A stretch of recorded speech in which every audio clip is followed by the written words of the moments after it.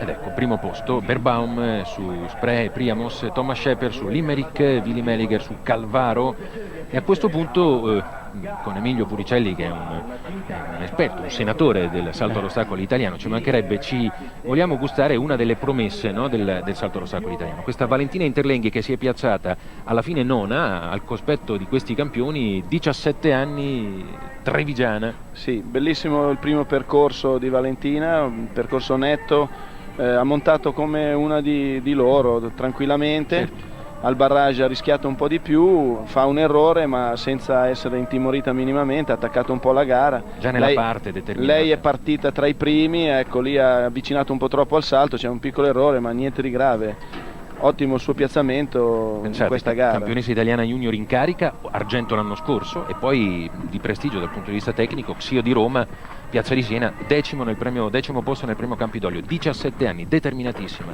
si prepara all'ostacolo, lo fa, già guarda quello dopo, insomma è nella parte. Certo, ragazzi, e poi è importante per lei partecipare a questi concorsi per fare dell'esperienza, sicuramente dopo un concorso del genere monta ancora più motivata e più sicura nelle prove a lei riservate, dovrà affrontare i campionati d'Europa juniores. Brava la nostra Valentina, noi torniamo per un attimo nello studio approntato qui nella tribuna dove è ospitato e c'è la giuria internazionale a San Patrignano.